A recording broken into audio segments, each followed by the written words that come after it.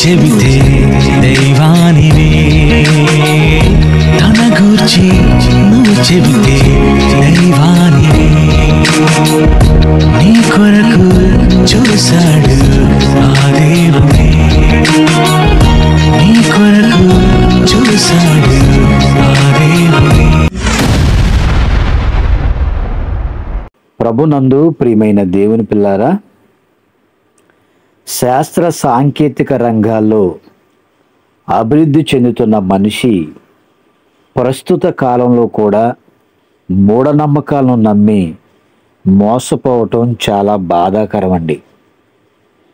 చదువుకున్నవారు నమ్ముతున్నారు, చదువు లేనివారు నమ్ముతున్నారు. చదువు లేనివారు నమ్ముతున్నారు అంటే వారికి జ్ఞానం లేదు కాబట్టి నమ్ముతూ ఉన్నారు. చదువుకున్నవారు, ఎన్నో డిగ్రీలు చదివిన వారు, పిహెచ్డీలు చేసిన వారు, స్కాలర్స్గా పిలువబడుతున్న వారు, అనేక మంది గొప్ప చదువులు చదువుకున్నవారు కూడా నమ్ముతూనే ఉన్నారు. జ్యోతిష్యం అంటే ఏమిటో కొన్ని మాటలు చూద్దామండి. జ్యోతిష్యాన్ని జోష్యం అని కూడా పిలుస్తూ ఉంటారు. భవిష్యత్తును తెలుసుకోవడానికి ప్రపంచవ్యాప్తంగా అనేక మంది విశ్వసించే విధానం ఈ జ్యోతిష్యం. ఇది ఒక నిర్దిష్టమైనటువంటి హిందూ ధర్మశాస్త్రం అండి. మనిషి జీవితంలో జరిగినది, జరుగుతున్నది, జరగబోయేది, మనిషి పుట్టుక కాలం, గ్రహస్థితి ప్రకారము, శరీర లక్షణాలు, అరచేతులను ఆధారం చేసుకొని చెప్పబడేది జ్యోతిష్యం. జ్యోతిష్యం కూడా సైన్స్ వలె ఒక శాస్త్రం అండి. ఈ శాస్త్రంలో మానవులపై గ్రహాలు మరియు నక్షత్రాల ప్రభావాన్ని అధ్యయనం చేస్తూ ఉంటారు. మరి జ్యోతిష్యం కానీ, సోది చెప్పడం కానీ, చిలక ప్రశ్న కానీ, మరి ఇలాంటివి కొన్నింటి వలన మనిషి ఎంతోమంది అమాయక ప్రజలను మోసం చేస్తూ ఉన్నారు, మోసపోతూనే ఉన్నారండి. ఈ జ్యోతిష్యం కానీ, సోది చెప్పడం కానీ, చిలక ప్రశ్న కానీ, మరికొంతమంది బాబాల ద్వారా ఎంతోమంది అమాయక ప్రజలు మోసపోతూనే ఉన్నారు. వాళ్ళు చెప్పేది నిజము అని ఇప్పటికీ కూడా చాలామంది నమ్ముతూనే ఉన్నారండి. సోది గురించి మనం ఆలోచిస్తే, సోదు చెప్తానంటూ వచ్చి ఒక మహిళను మోసం చేసినటువంటి సంఘటన మన ఏపీలోనే ఎన్టీఆర్ జిల్లాలో జగ్గైపేట నియోజకవర్గం పెనుగంచిప్రోలు మండలంలో తోటచెర్ల అనేటువంటి గ్రామంలో సోది చెప్తానంటూ వచ్చి భర్త చనిపోయిన అమాయకు మహిళను మోసం చేశాడండి ఒక వ్యక్తి.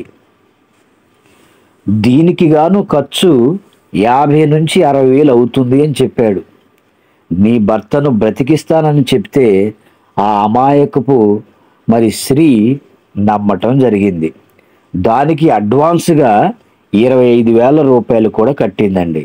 మరి ఎలాంటి పూజలు చేయక మోసపోయి చుట్టుపక్కల ఉన్నవారికి విషయం చెప్పేసరికి గ్రామస్తులు ఆ గురూజీని పట్టుకొని పోలీసులకు అప్పగించారు. మరి ఇలాంటి ప్రస్తుత టెక్నాలజీ సమాజంలో డెవలప్ అయినటువంటి ఈ తరంలో కూడా ఇలాంటి సోదు చెప్పేటువంటి వారిని నమ్ముతూ ఉన్నారంటే చాలా బాధాకరం అండి. అది కూడా భర్త చనిపోతే తిరిగి బ్రతికిస్తానని చెప్పినందుకు మరి ఆమె నమ్మి అతనికి 25,000 రూపాయలు ఇవ్వటం కూడా చాలా బాధాకరం, అజ్ఞానం కూడండి. ఇక చిలక జోష్యం. ఈ చిలక జోష్యంపై ఆసక్తి కలవారు మరి గ్రామాల్లో కానీ కొన్ని ప్రాంతాల్లో మనం చూస్తే వారిని పిలిచి జోష్యం చెప్పాలంటే మరి కొంత ఖర్చు అవుతుందని చెప్పినా సరే, అయినా సరే పర్వాలేదని చెప్పించుకునే వారిని కూడా మనం చూస్తూనే ఉన్నాం. మరి చిలక జోష్యంపై ఆసక్తి కలవారు పిలిచి చెప్పమంటే మరి అతను ఏం చేస్తాడంటే పంజరం కింద పెట్టి ఒక క్లాత్ పరిచి దాన్ని బిచానా అంటారండి. ఆ క్లాత్ పరిచి దాని మీద 10 లేక 12 కవర్లు వరుసగా పేర్చి కొంత ధనాన్ని తీసుకొని ప్రశ్న అడిగేవారి పేరు ఉచ్చరిస్తూ పంజరం తలుపు తీసి చిలకను బయటికి పిలుస్తూ ఉంటాడండి. చిలక ఏం చేస్తుందంటే చక్కగా వయ్యారంగా బయటికి వచ్చి ఓరగా యజమానుని చూస్తూ కవర్లో ఒక్కొక్కటి ముక్కుతో తీసి పక్కన పెడుతూ ఉంటుందండి. చిలుక ఎక్కడో ఒక కవర్ దగ్గర ఆగి దాన్ని తన నోటితో కరిచి అతనికి తీసుకొచ్చి ఇస్తుంది. ఇక అందులో ఏముంటుంది అని మనం ఆలోచిస్తే దేవుళ్ళు, దేవతల బొమ్మలు ఉంటాయండి. ఆ కవర్లో ఒక కాగితం ఉంటుంది. అందులో ఏమని రాయబడి ఉంటాయంటే ఆ 12 కవర్లు చూసినా సరే కామన్గా రాసేటువంటి 4 విషయాలు ఉంటాయండి. అందులో మొట్టమొదటిది, మీరు అనుకున్న పని 6 నెలల్లో జరుగుతుంది. ఒక నెలలో జరగకూడదా? ఒక రోజులో జరగకూడదండి. కానీ ఈ విషయాన్ని తప్పకుండా అందులో రాయబడి ఉంటుంది. మీరు అనుకున్న పని 6 నెలల్లో జరుగుతుంది. వచ్చే అమావాస్య దగ్గర నుండి మీ జాతకం మారిపోతుంది. అమావాస్య కాకపోతే పౌర్ణమి రోజు మారకూడదా? లేకపోతే మరొక రోజు మారకూడదండి. అంటే కొంత సమయాన్ని చెప్తూ ఉన్నారు వాళ్ళు. అకస్మాత్తుగా ధనలాభం అనేది వస్తుందండి. అప్పటి వరకు రాని ధనలాభం అకస్మాత్తుగా ఎక్కడి నుంచి వస్తుంది చెప్పండి? ఎవరిస్తారు చెప్పండి? ఎవరితోనూ శత్రుత్వం మంచిది కాదు అనేటువంటి 4 వాక్యాలు అచ్చు చేయబడి ఉంటాయండి. మొట్టమొదటిగా మీరు అనుకున్న పని 6 నెలల్లో జరుగుతుంది. రెండవదిగా వచ్చే అమావాస్య దగ్గర నుంచి మీ జాతకం మారిపోతుంది. మూడవదిగా అకస్మాత్తుగా ధనలాభం వస్తుంది. నాలుగవదిగా ఎవరితోనూ శత్రుత్వం మంచిది కాదు అనేటువంటి 4 మాటలు అందులో రాయబడి ఉంటాయి. ఈ మాటలను చూసి, ఈ మాటలను విని అనేక మంది భవిష్యత్తులో ఏదో జరుగుతుంది అని చెప్పించుకొని దానికోసం ఎదురు చూసి మోసపోయేటువంటి అమాయకపు ప్రజలను ఎంతో మందిని మనం చూస్తూనే ఉన్నామండి. ఇకపోతే దొంగ బాబాలు. వీళ్ళు బాబాలు అయితే వీళ్ళు చేసే పనులు బాగోలేదు కాబట్టి దొంగ బాబాలని పిలుస్తూ ఉన్నామండి. మరి జూలై 2వ తారీఖున 2024వ సంవత్సరంలో బోలే బాబా, ఈ పేరు మీరు వినే ఉంటారు. ఈయన ఉత్తరప్రదేశ్లోని హద్రస్లో ఒక ఆధ్యాత్మిక కార్యక్రమంలోనండి ఈయన వచ్చినప్పుడు ఆ కార్యక్రమానికి అనేక మంది ప్రజలు లక్షల్లో తరలి వచ్చారండి. అయితే ఆ కార్యక్రమంలో తొక్కిసలాట జరిగింది. ఆ తొక్కిసలాటలో సుమారుగా 120 మంది పైన మరణించారండి. మరి ఈ కార్యక్రమానికి వేల సంఖ్యలో, లక్షల సంఖ్యలో భక్తులు హాజరవుతూ ఉంటారు. ఎక్కడి నుంచి వస్తారంటే భక్తులు ఉత్తరాఖండ్ కానీ, హర్యానా కానీ, రాజస్థాను, ఢిల్లీతో పాటు అనేక దేశాల వ్యాప్తంగా ఉన్నటువంటి భక్తులు ఈ బోలే బాబా దగ్గరకు వస్తూ ఉంటారండి. ఎందుకు వస్తారయ్యా అంటే బాబా పాదాల వద్ద ఉన్న మట్టిని తీసుకునేందుకు భక్తులు పోటీ పడుతున్నటువంటి సమయంలో తొక్కిసలాట జరిగిందంటండి. ఏమంటే కాళ్ళ కింద ఉన్నటువంటి మట్టి తీసుకొని దానిని మనం త్రాగితే లేకపోతే ఎక్కడైనా ఏదైనా అనారోగ్యంగా ఉంటే రాసుకుంటే పోయిద్ది అన్నట్లుగా ఏం చేశారంటే అనేక మంది భక్తులు పోటీ పడుతున్నటువంటి సమయంలో ఈ తొక్కిసలాట జరిగింది. దాంతో ఊపిరాడకండి అనేక మంది ప్రాణాలను కూడా కోల్పోయారు. వీరిలో ఎక్కువ మహిళలు, చిన్నపిల్లలు ఉన్నారంటండి. మరి ఈయన దగ్గరకు అనేక మంది రాజకీయ నేతలు కూడా, మరి అనేక మంది బాబాల వెంట మనం తిరుగుతూ ఉండటం కూడా చూస్తూ ఉంటాం.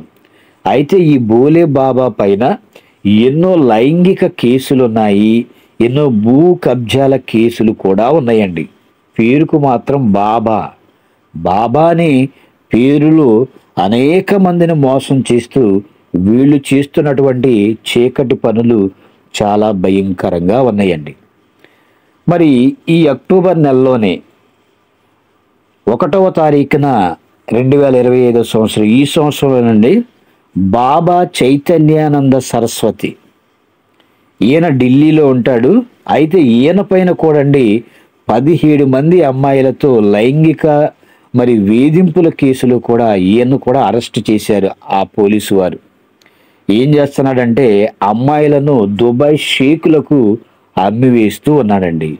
అంటే వీళ్ళు బాబాలుగా సమాజంలో గొప్పవారిగా, భవిష్యత్తు తెలిసిన వారిగా చలామణి అవుతూ బ్రతుకుతూ ఉన్నారు. కానీ వీళ్ళు చేస్తున్నటువంటి పనులు మహాభయంకరంగా ఉన్నాయండి. ఇకపోతే క్రైస్తవుల్లో కూడా ఎంతోమంది బోధకులు జరగబోయే భవిష్యత్తును దేవుడు మాకు తెలియచేస్తున్నాడు అని చెప్పేటువంటి మరి బోధకులు కూడా లేకపోలేదండి. బాబాలు ఎలా సమాజంలో ఎలిచారో, ఈ చిలక జోష్యం చెప్పేవారు, సోది చెప్పేవారు ఎలాగైతే సమాజంలో మరి అమాయకపు ప్రజలను మోసం చేసి డబ్బు సంపాదించుకుంటున్నారో, అలాగే క్రైస్తవుల్లో కూడా కొంతమంది బోధకులు మేము జరగబోయే విషయాలను చెప్తామని వాళ్ళు కూడా ముందుకు వస్తూ ఉన్నారండి. అందుకనే దేవుడు బైబిల్లో ఒక చక్కటి అద్భుతమైన మాట, అందరూ ప్రతి క్షణం కూడా గుర్తుంచుకోవలసినటువంటి మాటను దేవుడు రాయించాడండి అపోస్తులైన పౌలు గారి ద్వారా. తెస్సలోనికలకు రాసినటువంటి మొదటి పత్రిక 5వ అధ్యాయము 21వ వచనాన్ని చూస్తేనండి, సమస్తాన్ని పరీక్షించి మేలైన దానిని చేపట్టుడి అన్నాడండి. సమస్తమును మనం పరీక్షించాలి, ఏది మంచో ఏది చెడు. అలా పరీక్షించి మేలైనది ఏదో దానిని తెలుసుకొని మనం చేపట్టాలి. కానీ సమస్తాన్ని పరీక్షిస్తున్నారు, మనిషి కీడులో పడిపోతూ ఉన్నాడండి.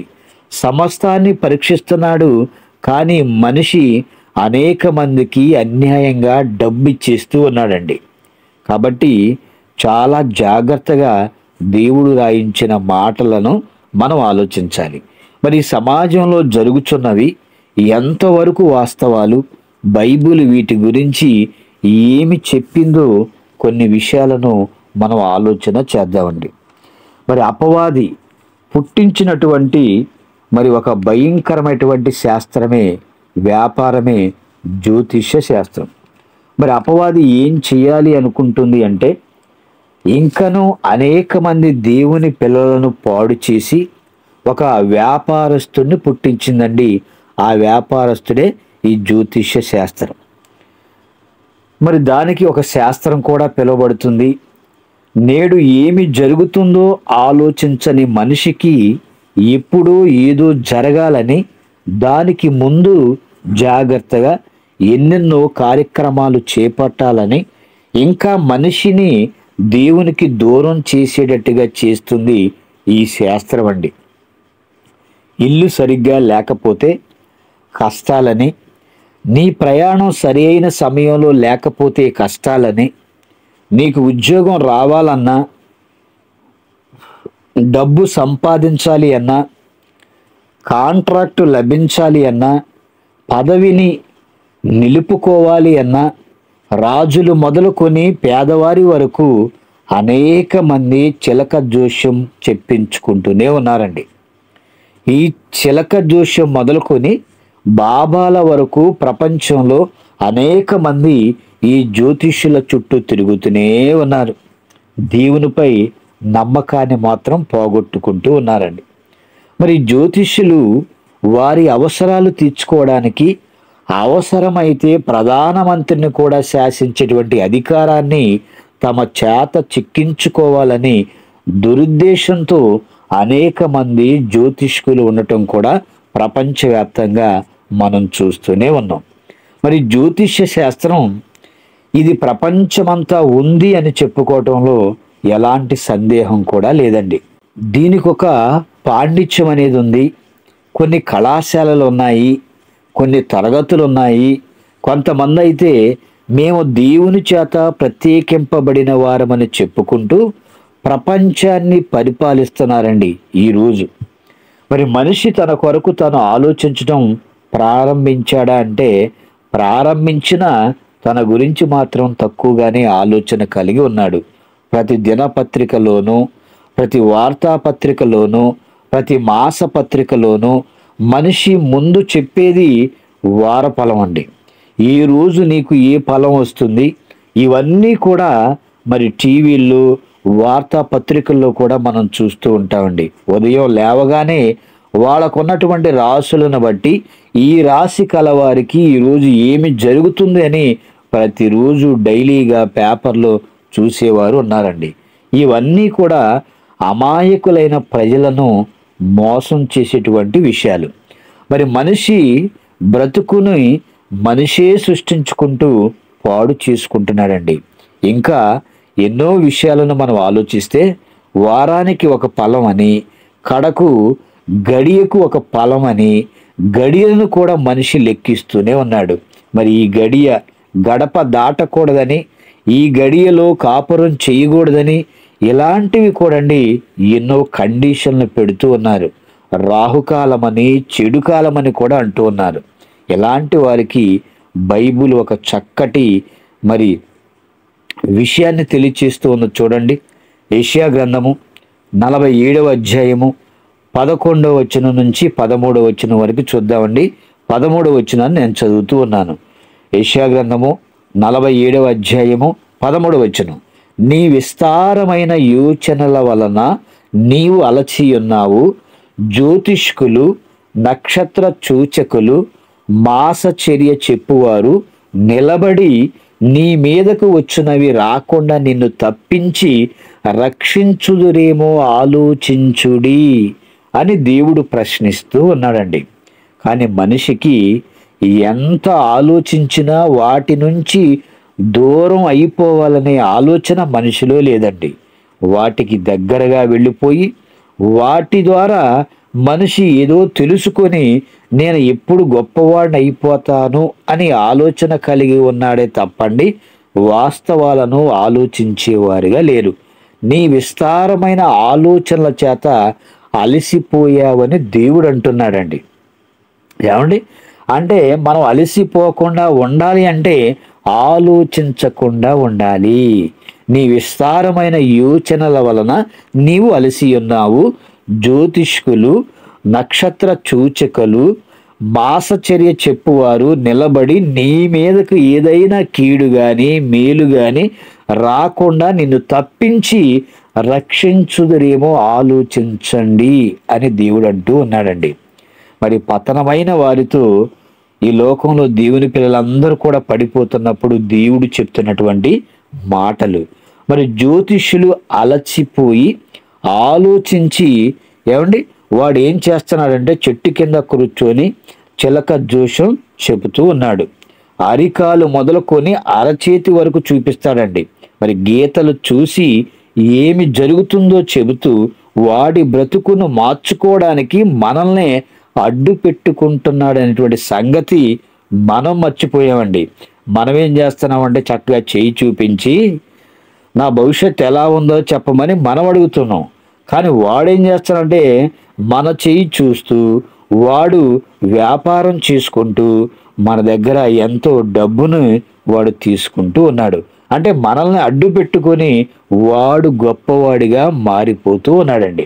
మరి చెట్టు కింద ఉన్న జ్యోతిష్కులు మొదలుకొని విశాలమైనటువంటి మైదానాల్లో మందిరాలు కట్టుకున్నటువంటి బాబాల వరకు ప్రతిరోజు కూడా ఈ ప్రపంచంలో వారి బ్రతుకును బాగు చేసుకోవడానికి అమాయకులైనటువంటి మరి అనేక మంది ప్రజలను వారు పిలుస్తూనే ఉన్నారండి. ఏమండి మీ బ్రతుకును బాగు చేస్తాం రండి అని. మనమేం చేస్తున్నామంటే మనం తెలివి లేకోకుండా నమ్మి వారి దగ్గరికి మనం వెళ్ళిపోతూ ఉన్నాం. ఇంకా నక్షత్ర సూచకులు అంటున్నారండి. ఈ నక్షత్రం ఈ ఆకారంలో ఉండాలి, ఆ ఆకారంలో ఉందని వీళ్ళు చెప్తున్నారండి. వీళ్ళు ఏమైనా నక్షత్రాలని సృష్టించారా?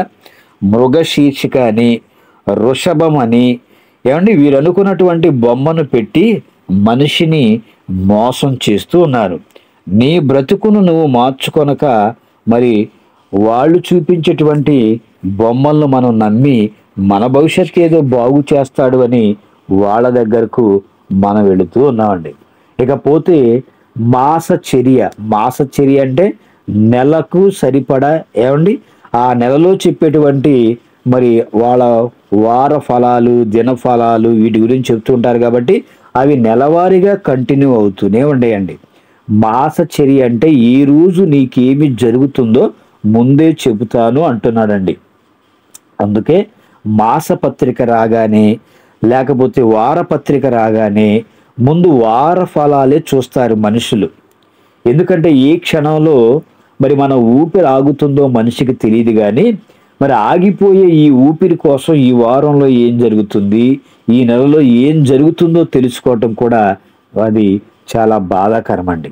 మరి దేవుడు మరి ఈ సందర్భంలో అనేక మందికి ఒక చక్కటి విషయాన్ని తెలియచేస్తూ ఉన్నారు.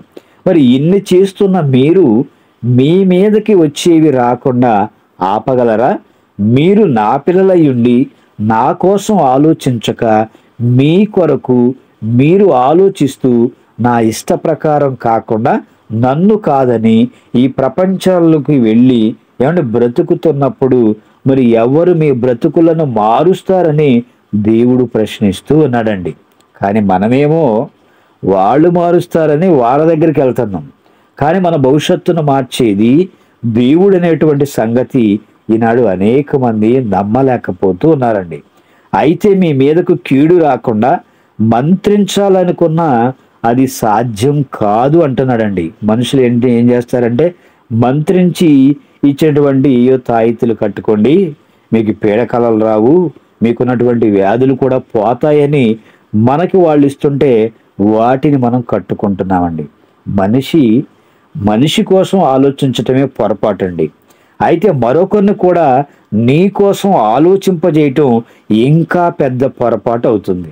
అందుకే ఇలా మన మార్గాలన్నిటినీ కూడా మనం నిజాలనుకున్నటువంటి వారి కొరకండి దేవుడు ఒక మంచి మాట రాయించాడు. చూడండి, మనం చేస్తున్నది, మనం నడుస్తున్నది, మన ఆలోచనలో నిజమని మనం నడుస్తూ వెళుతూ ఉన్నప్పుడు మరి దేవుడు మరి అవన్నీ కరెక్టా కాదని మనకు తెలియచేస్తున్నాడు. చూడండి, సామెతల గ్రంథము 20వ అధ్యాయము 24వ వచనాన్ని చూద్దామండి. సామెతల గ్రంథము 20వ అధ్యాయము 24వ వచనం. ఒకని నడతలు యెహోవా వశము, తనకు సంభవింపబోవునది ఒకడెట్లు తెలుసుకొనగలడు. దేవుడు ప్రశ్నిస్తే మనిషి దగ్గర సమాధానం ఉండదండి. అయినా ఏదో చేయాలని ఆలోచన. ఒక్కని నడతలు యెహోవా వశము. ఏమండి, మనం నడిచే నడకలన్నీ కూడా యెహోవాకు తెలుసు, ఆయన దగ్గర ఉన్నాయి. అయితే తనకు సంభవింపబోవునది ఒకడు ఎట్లు తెలుసుకొనగలడు అంటున్నాడండి. అంటే నీ మొదటి అడుగు ఎప్పుడు ప్రారంభం కావాలో, ఎక్కడ ఆగిపోవాలో తండ్రికి మాత్రమే తెలుసండి. మరి నీ మొదటి శ్వాస ఎప్పుడు, నీ చివరి శ్వాస ఎప్పుడు కూడా ఆయనకి తెలుసు. అది ఆయన వశం ఉంది.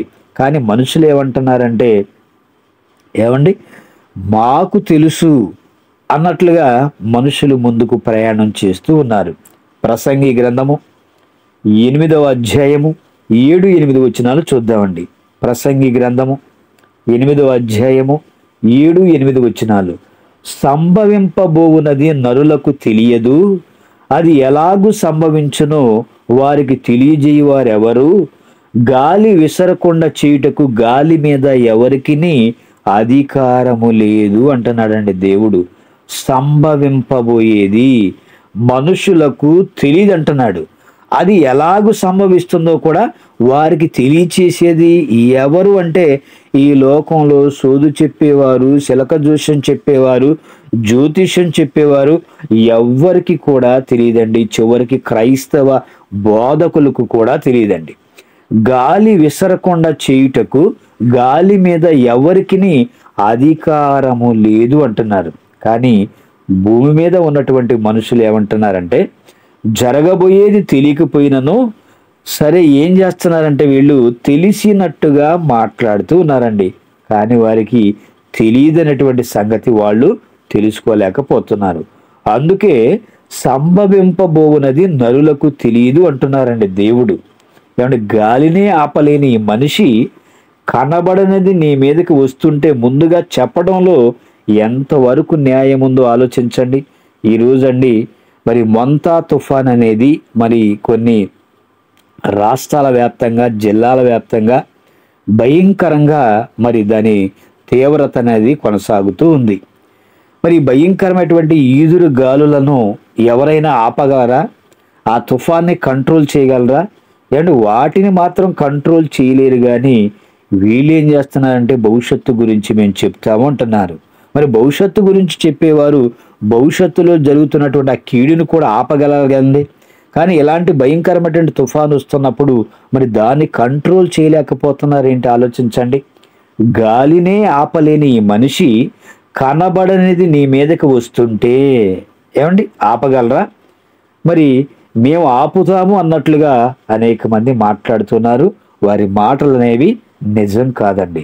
ఎందుకంటే కారణం మనిషికి తన మరణం ఎప్పుడు వస్తుందో కూడా తెలియదు. కాబట్టి మనిషి తన మరణాన్ని గురించి తను ఎరగకపోయినా తెలిసిన వాడిగానే నటిస్తూ ఉంటాడండి. ప్రసంగి గ్రంథము 9వ అధ్యాయము 12వ వచనాన్ని చూద్దామండి. ప్రసంగి గ్రంథము 9వ అధ్యాయము 12వ వచనం, తమ కాలము ఎప్పుడు వచ్చునో నరులు ఎరుగరు అంటున్నాడండి. ఏమంటే మనకి పోయే కాలం ఎప్పుడో మనకు తెలియదని దేవుడు అంటున్నాడు. అది వేసవకాలంలో వస్తుందా, వర్షాకాలంలో వస్తుందా, శీతాకాలంలో వస్తుందా? మనిషి పోయే కాలం మనిషికి మాత్రం తెలియదండి. కానీ తెలియకపోయినా తమ కాలము ఎప్పుడు వచ్చునో నరులు ఎరుగరని దేవుడు అంటుంటే అసలు మనిషి కాలమే మనిషికి తెలియనప్పుడండి ప్రకృతి కాలం చెబుతాను అనడంలో ఎంతవరకు వాస్తవం ఉందో ఆలోచించండి. ఈరోజు అనేక మంది పరిశుద్ధ గ్రంథాన్ని ఆలోచించగా దేవుడు రాయించినటువంటి మహాజ్ఞాన సంగతులను వారికి నచ్చినటువంటి మరి వారి ఆలోచనలతో చెప్పటం వల్లండి మరి బైబిల్లో ఉన్నటువంటి పరమార్థం అంతా కూడా మారిపోతుంది. ఈనాడు ప్రజలంతా కూడా ఏ మాటలు నమ్మాలో అర్థం కానటువంటి పరిస్థితి సమాజంలో మనకు కనిపిస్తూ ఉంది. మన ఆలోచనలు పెట్టి బైబిల్ చదివితేనండి అవన్నీ కూడా మన ఆలోచనలో దేవుని ఆలోచనలకు సరిపడవండి. దేవుని మనసు ఏంటో తెలుసుకోవాలి. ఆ మనసులో మరి దేవుని ప్రేమ, దేవుని ఆలోచనలు, దేవుని ఆవేదన ఏంటో తన పిల్లల పట్ల మనం తెలుసుకోవాలండి. కానీ మనకు తోచిన జ్ఞానంతో బైబిల్ చదివితే అదంతా కూడా మరి దేవుని మాటలకు విరుద్ధంగానే మనకు కనిపిస్తూ ఉంటుంది. యెషయా గ్రంథము 41వ అధ్యాయము 21వ వచనం నుంచి చూద్దామండి. యెషయా గ్రంథము 41వ అధ్యాయము 21వ వచనం నుంచి, వ్యాజ్యమాడుడని యెహోవా అనుచున్నాడు, మీ రుజువు చూపించుడని యాకోబు రాజు చెప్పుచున్నాడు, జరగబోవు వాటిని విఛేదపరిచి మా ఎదుట తెలియచెప్పుడి అంటున్నాడండి. జరగబోయే సంగతులండి, జరిగిపోయిన సంగతులే మనిషికి తెలియదు. ఒక వారం క్రితం మనం ఏ కూర చేసుకొని తిన్నామో చెప్పలేం. కానీ ఆదివారం తప్పండి మిగతా వారాల్లో ఈ మనిషి మనం ఏం చేసుకొని తిన్నామో కూడా సరిగ్గా మనకు గుర్తుండదండి. ఆదివారం అంటే మటను, చికెను, ఫిష్, ప్రాన్స్ ఇవన్నీ అందరూ కామన్గా చేసుకుంటారు. కాబట్టి ఆదివారం మినహాయిస్తే మిగతా వారాల్లో ఏమి చేసుకున్నారో కూడా మనం సరిగ్గా చెప్పలేమండి. కానీ ఇక్కడ మనుషులు ఏమనుకుంటున్నారంటే జరగబోయే సంగతులు కూడా మేము చెప్తామని అనేక మంది సమాజంలో బయటికి వస్తూ ఉన్నారు. వ్యాజ్యమాడులని దేవుడు చెప్పుచున్నాడు, రండి విశదపరచండి అని అంటున్నాడండి.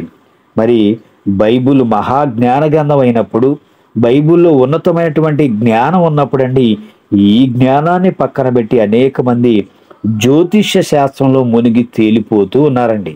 మరి వారికి బుద్ధి కలిగించాలని అనేక సంగతులు దేవుడు బైబిల్లో రాయించాడు. అందుకని ఏమంటున్నాడు అంటే జరగబో వాటిని విషదపరిచి మా ఎదుట మీరు తెలియచేయుడి అంటే జరగబోయే సంగతులను బాగా విషదపరిచి మాకు చెప్పండి అని దేవుడు ప్రశ్నిస్తుంటే ఏ మనిషి కూడా సమాధానాన్ని చెప్పలేడండి. యెషయా గ్రంథము 44వ అధ్యాయము 25వ వచనాన్ని చూద్దామండి. యెషయా గ్రంథము 44వ అధ్యాయము 25వ వచనం, నేనే ప్రగల్భముల ప్రవచనములు వ్యర్థము చేయువాడను. ఎవరైతే లేనిపోని మాటలు చెప్తూ ఉన్నారో, ఎలాంటి ప్రవచనాలు వాళ్ళు ప్రవచిస్తూ ఉన్నారో, నేనే ప్రగల్భముల ప్రవచనములు వ్యర్థము చేయువాడును, నేనే అంటున్నాడండి దేవుడు. సోదిగాండ్రను వెర్రివారిని గాను చేయువాడును, జ్ఞానులను వెనకకు త్రిప్పి వారి విద్యను అవిద్యగా చేయువాడును కూడా నేనే అంటున్నాడండి. ఏమండి, మనం ఎంత గొప్ప విద్యను నేర్చుకున్నా అసలు నువ్వు చదువుకోని వాడిలాగా కూడా నేను చేస్తాను, నీకు ఏమీ తెలియని వాడిగా కూడా చేస్తానంటే దేవుడు పిచ్చివాడిగా చేస్తాడు అని. ఏమండి, అందుకని వారి విద్యను అవిద్యగా మారుస్తానని దేవుడు మాట్లాడుతూ ఉన్నాడండి. ఏమండి, కానీ ఈనాడు సమాజంలో మరి జ్యోతిష్య శాస్త్రం చెప్పేవాళ్ళు, చిలక దోషం చెప్పేవాళ్ళు, సోదు చెప్పేవాళ్ళు, మేము భవిష్యత్తు చెప్తాము, జరగబోయే చెప్తాము, జరిగిపోయింది చెప్తాము, జరుగుతున్నది చెప్తామని మరి వాళ్ళు రోడ్లెంబడబడి తిరుగుతుంటేనండి, వాళ్ళని మనం పిలుచుకొని మన కుటుంబంలో జరిగినటువంటి విషయాలు, జరగబోయేటువంటి విషయాల కోసం వాళ్ళకి ఎంతో కొంత ధనాన్ని ఇచ్చేసి అండ్ మన చేతులు చూపించి వాడి సంచిలో డబ్బులు వేసి మన సంచిని మనం ఖాళీ చేసుకుంటూ ఉన్నామండి. మరొక మాట చూడండి, అపోస్తుల కార్యములు 1వ అధ్యాయము 7వ వచనాన్ని చూద్దామండి. అపోస్తుల కార్యములు 1వ అధ్యాయము 7వ వచనం, కాలములను సమయములను తండ్రి తన స్వాధీనమందు ఉంచుకొని ఉన్నాడు, వాటిని తెలుసుకొనుట మీ పని కాదంటేనండి. మన పని కాదని దేవుడు చెప్తే మనమే కాలము గురించి, సమయము గురించి అవి మన స్వాధీనంలో ఉన్నట్లుగా, మన పనే అన్నట్లుగా మనం చేసుకుంటూ పోతూ ఉన్నామండి. దేవుడు చెప్పాడు అంటే అవి దేవునికి మాత్రమే సాధ్యమండి. ఏమంటే, మనుషులుగా మనం ఏమి సాధించగలం చెప్పండి? ఆయన యందు భయము భక్తి కలిగి జీవించడమే మనం చేయగలిగినటువంటి పని. కానీ కాలములను సమయములను అంటే దేవుడు మనకు ఒక కాలాన్ని ఇచ్చాడు, ఆ కాలంలో మన సమయం అనేది గడిచిపోతూ ఉందండి. అయితే కాలములను సమయములను తండ్రి తన స్వాధీనమందు ఉంచుకొని ఉన్నాడు. అంటే ఈ రెండు కూడా తన హ్యాండ్ ఓవర్లో ఉన్నాయి, వాటిని తెలుసుకోవడం మీ పని కాదు అంటున్నాడు. మరి ఈనాడండి చాలామంది కాలాన్ని సరిచేస్తాము, కాలం గురించి మేము భవిష్యత్తు చెప్తామని అనేక మంది ముందుకు వస్తూ ఉన్నారండి. కానీ దేవుడు అది నా పని అంటున్నాడు. మరి నేడు రాజులను కానీ అధికారులను కూడా ఈ జ్యోతిష్యులు తమ తెలివితో వారిని వశపరుచుకుంటూ ఉన్నారండి. కానీ రాజులను మార్చేది, ఎవరు ఏ అధికారంలో ఉండాలి, ఏ పదవిలో ఉండాలి, ఈ దేశాన్ని ఎవరు పరిపాలించాలో అది దేవుని చేతిలో ఉన్నట్లుగా పరిశుద్ధ గ్రంథం మనకు తెలియజేస్తుందండి. దానియేలు గ్రంథము 2వ అధ్యాయము 21వ వచనం చూడండి. దానియేలు గ్రంథము 2వ అధ్యాయము 21వ వచనం, ఆయన కాలములను సమయములను మార్చువాడై ఉండి రాజులను త్రోసివేయుచు నియమించుచు ఉన్నవాడును, వివేకులకును వివేకమును, జ్ఞానులకు జ్ఞానమును అనుగ్రహించువాడునై ఉన్నాడు. అంటే దేవుని ఇష్టం అండి, కాలాలు సమయాలు అతను మారుస్తూ ఉన్నాడు. ఏమంటే, వేసవకాలం తర్వాత వెంటనే వర్షాకాలం రావాలని ఎవరు చెప్పారండి? వర్షాకాలం తర్వాత వెంటనే శీతాకాలం రావాలని ఎవరు చెప్పారు? మరలా శీతాకాలం తర్వాత వెంటనే వేసవికాలం రావాలని ఎవరు చెప్పారు చెప్పండి? అంటే కాలములను సమయములను దేవుడే మారుస్తూ ఉన్నాడండి. రాజులను త్రోసివేయుచు మరొక కొత్త రాజును కూడా ఆయనే నియమించుచూ ఉన్నాడండి. వివేకులకు వివేకమును, జ్ఞానులకు జ్ఞానమును కూడా దేవుడే అనుగ్రహిస్తూ ఉన్నాడు. కానీ మనిషి మాత్రం కాలములలో ఋతువులని రాబట్టగలడా? లేదు కదండి. నీవు అధికమయ్యే వర్షపాతాన్ని కూడా మనం ఆపలేమండి. భయంకరమైనటువంటి తుఫాన్లు సమాజంలో పడుతున్నా అండ్ గొప్ప గొప్ప తుఫాన్లు వస్తున్నా సరే మనిషి చేతగాని వాడిగా ఉండి మీరంతా కూడా ఇండ్లలో జాగ్రత్తగా ఉండండి, బయటికి ఎవరు రావద్దు, మరి భయంకరమైనటువంటి తుఫాన్ వస్తుంది, కావలసిన కూరగాయలు కావలసినటువంటి వస్తువులు అన్నీ కూడా దగ్గరే పెట్టుకోండి అని ఏం చేస్తారంటే మరి పంచాయతీ వారు చక్కగా మన అందరికీ కూడా అనౌన్స్మెంట్ చేస్తూ మీరు జాగ్రత్తగా ఇంట్లో ఉండండి అని చెప్తూ ఉన్నారండి. ఎందుకనండి? వాళ్ళు ఆ తుఫాన్ని ఆపలేరు కాబట్టి తగిన జాగ్రత్తలు తీసుకోండి. ప్రాణ నష్టం కానీ ఆస్తి నష్టం కానీ జరగకుండా ఉండడానికి జాగ్రత్త పడుండి అని మనకి వాళ్ళు హెచ్చరికలు జారీ చేస్తూ ఉన్నారండి ప్రభుత్వం వారు. ఏ దేశంలో ఏ రాజు ఉండాలన్నా దేవుడు లేడనుకునేటువంటి ఏ పార్టీ అయినా సరేనండి, ఏమండి, ఆ పదవిలో ఒక మంత్రి కానీ ఇంకా మరొక ప్రధానమంత్రి కానీ కలెక్టర్ కానీ ఎవరైనా సరే ఉండాలి అంటేనండి దేవుని చిత్తము లేకుండా ఏది కూడా జరగదండి. అయితే కమ్యూనిస్టు పార్టీ అనేది, ఏమండి, మరి ఈ పార్టీ అనేది దేవుడు లేడు అనేటువంటి మరి నమ్మేటువంటి ఈ పార్టీ మరి 70 ఏళ్ల తర్వాత కూడా మనం చూస్తే ఏం జరిగింది అంటే కోకటి వేళతో సహా మరి ఈ కమ్యూనిస్టు పార్టీ కూలిపోవాలన్నా ప్రపంచాన్ని అంతటిని కూడా హస్తగతం చేసుకొని ఒక భయంకరమైనటువంటి నియంతగా ఉన్నటువంటి హిట్లర్ సైతం కూడా అండి తనకు తానే పీల్చుకొని చావాలి అన్న నా చేతుల్లో ఉందని దేవుడు మాట్లాడుతూ ఉన్నారండి. అండ్ కమ్యూనిస్ట్ పార్టీ కూడా దేవుడు లేడు అని నమ్ముతూ ఉంటారు.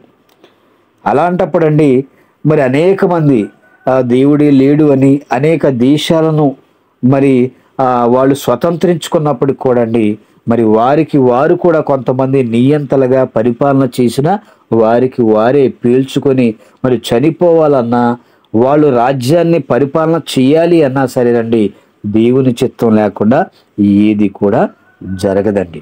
మనిషి ఏమి చెప్పగలడు? ఏ ప్రభుత్వం కూలిపోయినా సరే మనిషి మాత్రం ఏమీ చేయలేడండి. అంటే మనిషి చెప్పలేనిది దేవుడు మాత్రమే చెప్పగలను అని మాట్లాడుతూ ఉన్నారు. అంటే ఎవరు పదవిలో ఉండాలన్నా నిర్ణయించేది సాక్షాత్తు దేవుడు అనేటువంటి సంగతి ఈనాడు మనుషులంతా కూడా మర్చిపోయారు. ఇకపోతేనండి 9 గ్రహాలని ఒకప్పుడు శాస్త్రవేత్తలు చెప్పేవారు. కానీ అందులో ఒక గ్రహం ప్లూటో అనేది గ్రహం కాదని తేల్చేశారండి. ఇప్పుడు గ్రహాల సంఖ్య 8. మరి ఏ గ్రహం వల్ల ఏమి సంభవిస్తుందో అని గ్రహాల కదలికలను బట్టి జ్యోతిష్యం చెప్పేవారు ఉన్నారండి. ఏమండి, మీ గ్రహాచారం బాగోలేదండి అని అనేక మంది మాటల్లో కూడా మనం వింటూ ఉంటాం. అంటే ఈ మనిషి చేసిన తప్పుకి గ్రహాన్ని ఏం చేస్తున్నాడంటే అడ్డు పెట్టుకుంటూ ఉన్నాడండి. ఏమన్నా మనిషి గ్రహాలు ఏమైనా సృష్టించాడా? గ్రహాలని సృష్టించినటువంటి మనిషి గ్రహాన్ని అడ్డు పెట్టుకొని నీకు ఈ గ్రహం బాగోలేదని మాట్లాడటం ఎంతవరకు సమంజసం అంటారు? ఆలోచించండి. ఏమండి, అసలు గ్రహాల్లో ఏముంటుందో కూడా మనిషికి తెలియదు. మరి గ్రహం ఎందుకు పుట్టిందో దాని విలువేంటో కూడా తెలియనటువంటి మనిషికి గ్రహాచారం బాగోలేదు అంటారండి. గ్రహాల వలన అపచారం అని కూడా మాట్లాడుతూ ఉంటారు. మరి ఎంత ధైర్యం ఉంటే దేవుడు చేసినటువంటి చేతి పనిని మనిషి తప్పు పడుతున్నాడో చూడండి. ఏమండి, మనం కూడా ఉన్నది ఈ భూగ్రహం అండి. మరి ఈ గ్రహం కూడా తప్పేనంటారా? ఈ గ్రహం మీద మనం బ్రతుకుతున్నామంటే ఈ గ్రహం మీద ఉండే నేను జ్యోతిష్య శాస్త్ర పండితుడని వాడు మాట్లాడుతూ ఉన్నారండి. అంటే దేవుడు గ్రహాలు చేశాడు, సూర్యుడు, చంద్రుడు, నక్షత్రాలు, ప్రకృతిలో ఉన్నటువంటి సమస్తాన్ని చేసింది దేవుడు అని మనిషికి తెలిసి దేవుడే చేసి మనందరికీ ఇచ్చాడు. దేవుడు చేసిన యావత్తును తను తిరిగి చూసినప్పుడు చాలా మంచిదిగా ఉన్నది అని దేవుడు సర్టిఫై చేస్తేనండి ఈరోజు జ్యోతిష శాస్త్ర మాట్లాడేవారు గ్రహాల వలన అపచారము ఉన్నది అని మాట్లాడుతూ ఉన్నారండి. ఏమంటే మరొక మాట చూడండి, దేవుడు ఏమంటున్నాడు? ఇర్మియా గ్రంథము 10వ అధ్యాయము 2-3 వచనాలు చూద్దామండి. ఇర్మియా గ్రంథము 10వ అధ్యాయము 2-3 వచనాలు.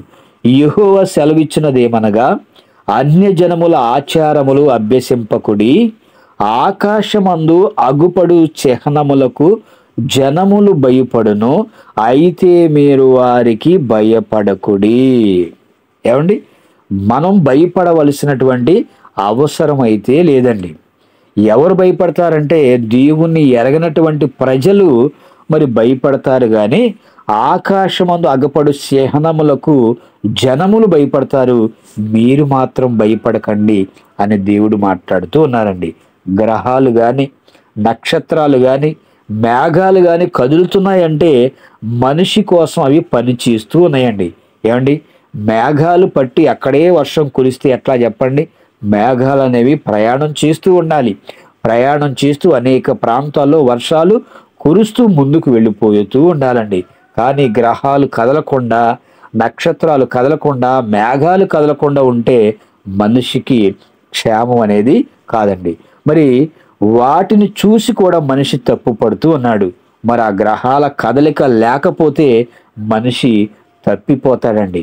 గ్రహాన్ని కదిలించి మనకు క్షేమాన్ని కలుగు చేస్తుంటే గ్రహాచారం అని కొంతమంది మాట్లాడుతూ ఉన్నారు.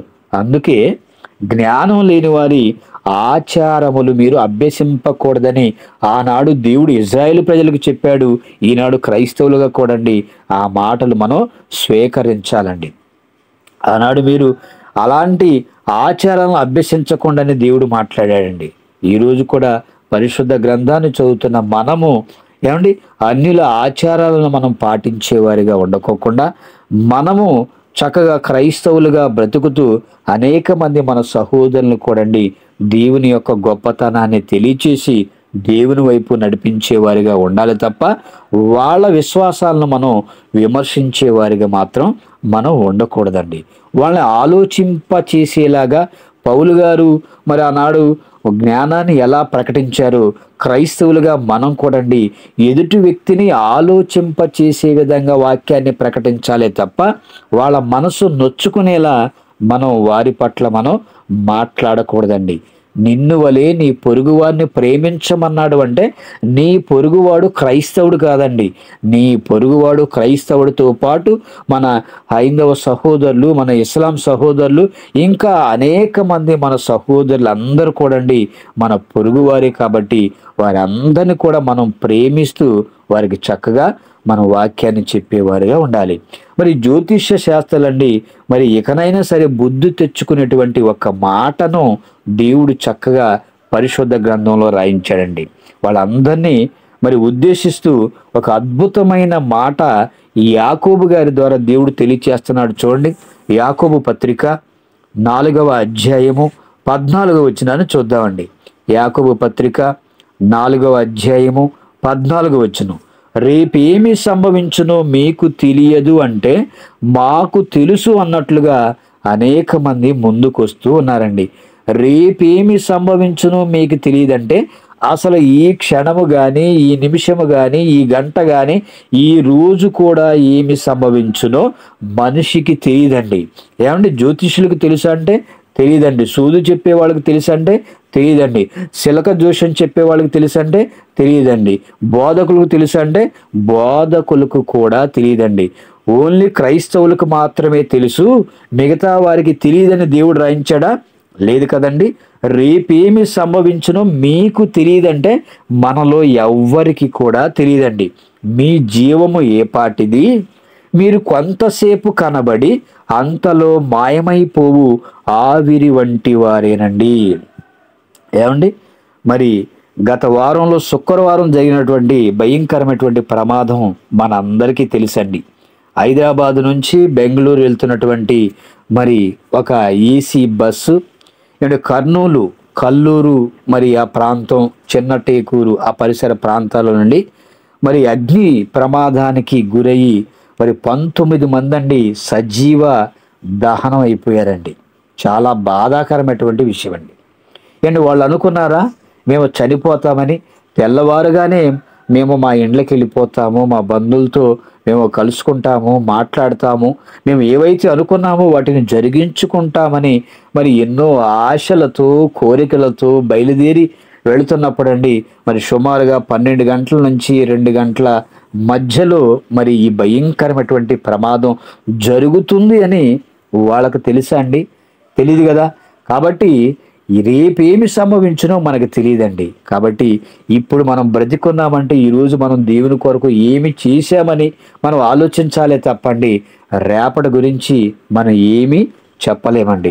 అందుకంటే ఇలాంటి వారందరికీ కూడా అండి దేవుడు ఒక సవాలుగా ఒక ప్రశ్న వేస్తూ ఉన్నాడు. రేపేమి సంభవించునో మీకు తెలియదు అంటున్నాడండి. ఏమండి, ఇప్పుడున్న మనిషి ఊపిరిని నిలబెట్టలేడు గనుక రేపుడి గూర్చి మనం మాట్లాడకూడదండి.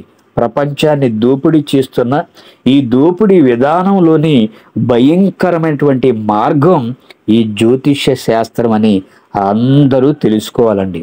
ఈ జ్యోతిష్య శాస్త్రులు మరి విస్తరిస్తూ అనేక మరి దేశాల్లో కానీ రాష్ట్రాల్లో కానీ ఏమండి మరి వాళ్ళు అనేక కార్యక్రమాలు చేస్తూ మరి బాబాలుగా కూడా పిలువబడుతూ అనేక మాటల గారడి చేత అనేక మందిని కూడా మోసం చేస్తూ వీళ్ళు గొప్ప ధనవంతులుగా మారిపోతున్నారండి. వీళ్ళ దగ్గరికి వెళ్ళిన వాళ్ళు మాత్రం దరిద్రులుగా మారిపోతూ ఉన్నారు. అయితే బైబిల్ చరిత్రలో నెబుకద్నెజర్ కాలంలో ఇలాంటి వ్యక్తులు కొంతమంది కనపడతారు. చూడండి, దానియేలు గ్రంథము 2వ అధ్యాయము 1-2 వచనాలు చూద్దామండి. దానియేలు గ్రంథము 2వ అధ్యాయము 1-2 వచనాల్లో, కాగా రాజు తాను కనిన కలలను తనకు తెలియజెప్పుటకై శకునగాండ్రను గారడి విద్య గలవారిని మాంత్రికులను కల్దీలను పిలువనంపుడని ఆజ్ఞ ఇయ్యగా వారు వచ్చి రాజు సముఖమున నిలిచిరి. ఏమండి, నెబుకద్నెజర్ కాలంలో కూడా ఇలాంటి వారు శకునగాండ్రు కానీ గారడి విద్య గలవారు కానీ మాంత్రికులు కూడండి ఆ మొట్టమొదటి మహాసామ్రాజ్యమైన మొట్టమొదటి మహాసామ్రాజ్యమైన బబులోను సామ్రాజ్యములోనే ఎలాంటి వారు ఉన్నట్లుగా మనం చూస్తూ ఉన్నాము. చక్రవర్తుల నుండి దానముల కొరకును బహుమతుల కొరకును ఆశపడే వీరు మరి భవిష్యత్తును తెలియని మరి జ్యోతిష్యులుగా నాటి నుండి పిలువబడుతూ ఉన్నారండి. వాళ్ళకి తెలియకపోయినా మేము గొప్పవారము, మేము భవిష్యత్తు చెప్తామని తెలియకపోయినా సరే వారు మాట్లాడేవారిగా ఆ కాలంలోనే ఉన్నారండి. రాజులు ఇచ్చేటువంటి మరి ధనానికి ఆశపడి భవిష్యత్తులో ఎవరికి ఏమి సంభవిస్తుందో కాలగతులను నిర్ణయించే దేవుడే చెప్పాలి కానీ మనిషి అన్నవాడు ఏమీ చెప్పలేడండి. మరి ఈ నిజం తెలియక ప్రపంచాన్ని పరిపాలించినటువంటి చక్రవర్తులు సహితం కూడండి మరి గ్రీకుల చక్రవర్తి అలెగ్జాండర్ ది గ్రేట్ అతను కూడండి మరి అదేవిధంగా కడకు రోమీల సీజర్ చక్రవర్తులు గానండి గ్రహించుకోలేకపోయారని చరిత్ర మనకి సాక్ష్యమిస్తూ ఉందండి. అంటే అలెగ్జాండర్ కూడా అదేవిధంగా సీజర్ చక్రవర్తులు కూడండి మరి ఈ విషయాన్ని తెలుసుకోలేకపోయారు. మరి జ్యోతిష శాస్త్ర చరిత్ర మరి అనేక మందికి వీళ్ళు ఆదర్శంగా నిలిచి అమాయక ప్రజలను మరి మోసం చేసేవారుగా మనం చూస్తూ ఉన్నామండి. 4 రాజ్యాల్లో కూడా ప్రపంచాన్ని పరిపాలించినటువంటి 4 మహాసామ్రాజ్యాల్లో కూడండి ఈ జ్యోతిష్యం చెప్పేవారు అనేక మందిని మనం చూస్తూ ఉన్నాం. అయితే ఈ జ్యోతిష్య శాస్త్ర పితామహుడైన నోస్ట్రాడామస్ అండి 2012 డిసెంబర్ 21వ తారీఖున యుగాంతం జరుగుతుందని, విశ్వం నాశనం అయిపోతుందని చెప్పాడండి. అతను చెప్పి ఇప్పటికి 2025వ సంవత్సరం కూడా జరుగుతుందంటే సుమారుగా మరి 12 సంవత్సరాలు దాటిపోయిందండి. మరి 12 సంవత్సరాలు దాటిపోయినా సరే ఆయన చెప్పినటువంటి యుగాంతం అనేది ఎప్పటికీ కూడా రాలేదు. ఎందుకు జరగలేదంటేనండి అతనికి భవిష్యత్తు తెలియదు కాబట్టి ఏదో ఒక మాట వేస్తే అమాయక ప్రజలు నమ్మి భయపడిపోతారు అనేటువంటి ఉద్దేశంతో లేనిపోని మాటలు చెప్పాడే తప్పండి ఆయనకి భవిష్యత్తే తెలియదండి. చెప్పిన ఈ నోస్ట్రాడామస్ కూడా అతని భవిష్యత్తు కూడా తెలియదు, అతను ఎంతకాలం బ్రతుకుతాడో కూడా అతనికి కూడా తెలియదండి. అతనికి తెలియకపోయినా సరే మరి భవిష్యత్తును చెప్పేవాడిగా మనం చూస్తూ ఉన్నాం. కానీ విశ్వం అనేది ఇప్పటికీ కూడా నాశనం కాలేదండి. అంటే మనిషి చెప్పింది జరగదని, కాలగతులు దేవుని వశమని తెలుపుటకు ఈ సంఘటనే మనందరికీ నిదర్శనంగా కనిపిస్తూ ఉందండి. ఇక తీరా యుగాంతం జరగకపోయేసరికి ఈ న్యూస్ మీడియా కూడా ఒప్పుకుందండి ఈ సంఘటన నోస్ట్రోడామస్కి తెలియదు అని. మరి తెలియదు అన్నప్పుడండి ఈ వాస్తవాన్ని మరి చెప్పినప్పుడు ఎంతోమంది అమాయక ప్రజలు మనం చనిపోతామనేటువంటి ఉద్దేశంతో ఎంతోమంది ఆత్మహత్యలు చేసుకొని కూడా చనిపోయిన వారు ఉన్నారండి. మరి ఆ సంఘటన నోస్ట్రాడామస్కి ఎంత అవమానాన్ని మిగిలించిందో చూడండి. అండ్ అలాంటి వ్యక్తులను మరి తప్పుడు సమాచారాన్ని ఇచ్చిన వారిని తీసుకెళ్ళి మరి ఏ ప్రభుత్వాలు మరి వాళ్ళని శిక్షిస్తానే చెప్పండి? అమాయకులు మాత్రానికి చిన్న చితక వాళ్ళని తీసుకువెళ్ళి ఏమంటే లేనిపోని కేసులు బనాయించి వాళ్ళ మీద యాక్షన్లు తీసుకుంటారు తప్పండి. మరి జ్యోతిష్య శాస్త్ర పండితులను చెప్పుకునేటువంటి వారు, పితామహులుగా పిలువబడినటువంటి వారిని వీరి పట్ల ఎలాంటి యాక్షన్ కూడా తీసుకోవట్లేదండి. మరి ఎందుకు ఇలా జరిగిందో తెలుసంటేనంటండి, దేవునికి దూరమై తన గురించి తాను ఆలోచించుటలో మునిగి దేవునికి అవమానమును కలిగించాడు గనుక దేవుని జోలికొస్తే ఎలాంటి గతి పడుతుంది అని దేవుడు తెలియచేస్తూ ఉన్నాడు. కాబట్టి జ్యోతిష్య శాస్త్రవేత్తలారా, మీకు బైబిల్ నుండి మరి దేవుడు తెలియచేస్తుంది ఏంటి అని మనం ఆలోచిస్తే కాలాన్ని మనిషి మార్చలేడండి. నేను చెప్పింది జరిగింది అన్నటువంటి ఒక్క జ్యోతిష్య శాస్త్ర పండితుడు ఎవరైనా ఉన్నారా సమాజంలో అంటేనండి ఎవరూ లేరండి. వారి దగ్గరికి వెళ్ళినప్పుడు అనేక మంది జనులు మాట్లాడుకోవడం మనం చూస్తూ ఉంటాం. ఆ శాస్త్రవేత్త, జ్యోతిష్య శాస్త్రవేత్త, ఆ జోషం చెప్పిన మాటలు మా జీవితంలో జరిగాయని మనుషులు చెప్పుకుంటారు, కానీ నేను చెప్పింది జరిగిందని చెప్పేటువంటి ఏ జ్యోతిష్య శాస్త్ర పండితుడు కూడా మనకు సమాజంలో ఎవ్వరు కూడా కనిపించరండి. యెషయా గ్రంథము 41వ అధ్యాయము 22వ వచనం చూద్దాం చూడండి. యెషయా గ్రంథము 41వ అధ్యాయము 22వ వచనం. జరగబో వాటిని విశదపరిచి మా ఎదుట తెలియజెప్పుడి, పూర్వమైన వాటిని విశదపరచుడి, మేము ఆలోచించి వాటి ఫలమును తెలుసుకున్నట్లు వాటిని మాకు తెలియజెప్పుడి, లేని ఎడల రాగల వాటిని మాకు తెలియజెప్పుడి, ఇక మీదట రాబోవు సంగతులను తెలియజెప్పుడి, అప్పుడు దేవతలని మేము ఒప్పుకుందుము. ఏమండి, ఇప్పుడు ఈ మొంతా తుఫాను పోయి మరొక తుఫాను ఏదొస్తుందో చెప్పగలరా? వాళ్ళు మరొక తుఫాను వస్తుంది అని చెప్పగలరు కానండి అది ఎప్పుడు వస్తుందో ఏమిటో అని చెప్పలేరు కదండి. మనం కూడా చెప్పగలం. ఎందుకంటే ఈ పంటలు చివరి దశకు వచ్చేసరికి అక్టోబరు, నవంబరు, డిసెంబర్ మాసాల్లో ఎప్పుడు ఒకప్పుడు మరి భయంకరమైనటువంటి తుఫాన్లు వస్తాయని మనం కూడా చెప్పగలమండి. ఎందుకంటే ఇన్ని సంవత్సరాల నుంచి మన జీవిత కాలంలో కూడా మనం కూడా చూస్తూనే ఉన్నాం కదండి. కాబట్టి మనం కూడా చెప్పగలం. ఆ జ్యోతిష శాస్త్ర పండితులే కాదు, మనం కూడా చెప్పగలమండి. కానీ దేవుడు ఏమంటున్నాడంటే జరగబో వాటిని విశదపరిచి మా ఎదుట తెలియజెప్పుడి, పూర్వమైన వాటిని జరిగిపోయినటువంటి సంగతులు కూడా వాటన్నిటిని కూడా విశదపరిచి తెలియజెప్పగలరా అని దేవుడు ప్రశ్నిస్తే ఎవరు సమాధానం చెప్పగలరండి? ఎవరు కూడా చెప్పలేరు. యెషయా గ్రంథము 44వ అధ్యాయము 7వ వచనం చూడండి. యెషయా గ్రంథము 44వ అధ్యాయము 7వ వచనం అండి, ముగించుకుందాము. ఆదిలోనున్న జనమును నియమించినది మొదలుకొని నేను తెలియజేయచు వచ్చినట్లు తెలియజేయగలవారెవరు?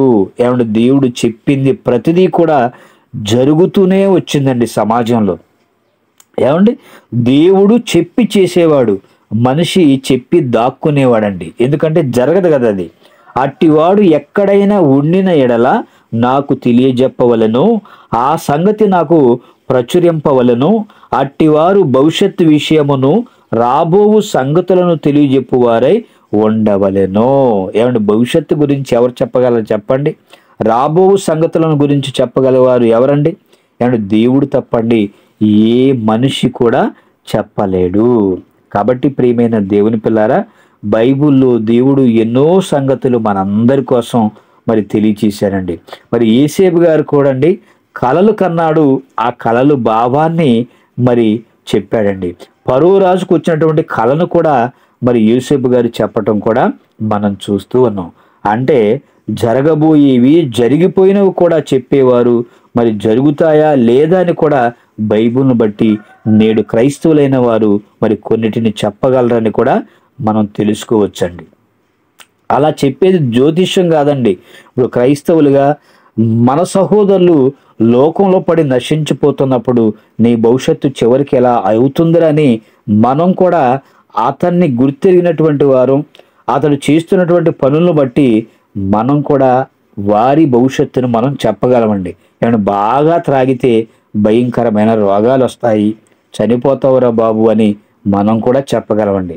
అలాగే ఏమంటే మనిషి ఇలా కొన్ని విషయాలు గెస్సేజ్ చెప్పగలడు, కానీ భవిష్యత్తును మాత్రం మనిషి చెప్పలేడండి. మనిషి స్థితిగతులు దేవుని చట్టం నిర్ధారించినట్లు లేకపోతే అలాంటి వారి కోసం కూడా దేవుడు ముందే ఎన్నో సంగతులు పరిశుద్ధ గ్రంథంలో రాయించాడండి. అది అవసరాన్ని బట్టి మనకు ఈనాడు తెలియజేయటం కోసం దేవుడు అన్ని విషయాలు కూడా పరిశుద్ధ గ్రంథంలో రాయించాడు. యెషయా గ్రంథము 43వ అధ్యాయము 9వ వచనంలో, యెషయా గ్రంథము 43వ అధ్యాయము 9వ వచనంలో, పూర్వకాలమున జరుగు వాటిని ఎవరు మాకు వినిపించుదురు? అండ్ పూర్వకాలములో జరిగిపోయిన సంగతులను ఎవరు మాకు తెలియచేస్తారంటే అది తెలియచేయడానికి పరిశుద్ధ గ్రంథం ఉంది. ఆ చరిత్రను మనం చదివితేనండి చక్కగా అన్ని విషయాలు కూడా దేవుడు మనకే తెలియచేస్తాడు. మరి మోషే గారండి తాను లేని కాలమున జరిగిన సృష్టి కార్యక్రమం గురించి పరిశుద్ధాత్మ ప్రేరణ ద్వారా దేవుని ద్వారా రాశారని మనకు తెలుస్తుందండి. కనుక జ్యోతిష్య శాస్త్ర మాయాజలాన్ని మనమంతా కూడా పసిగట్టి ప్రజలను వారి బారిన పడకుండా రక్షించుటకు క్రైస్తవులైన వారు మనమంతా కూడా ఎల్లప్పుడూ కూడా సిద్ధంగా ఉండాలి. ఈరోజు అనేక మంది చేతబడులని, చెల్లంగి, బాణామతి, జ్యోతిష్యం, చిలక ప్రశ్న ఏమంటే సోదు చెప్పించుకోవడంలో కూడా అనేక మంది ముందుకు వెళుతున్నారు. క్రైస్తవుల్లో కూడా అలాంటి వారు ఉన్నారండి. క్రైస్తవుల్లో కూడా మళ్ళీ ఏమని మాట్లాడతారంటే అది అదేనండి, ఇది ఇదేనండి అంటున్నారండి. అలాంటప్పుడు నీ నమ్మకం ఏంటి చెప్పండి? కాబట్టి ప్రియమైన దేవుని పిల్లారా, మరి అనేక మంది ఈ జ్యోతిష్య శాస్త్రం ఎలాంటిదో దేవుడు పరిశుద్ధ గ్రంథంలో ఎన్నో విషయాలను తెలియచేశాడు.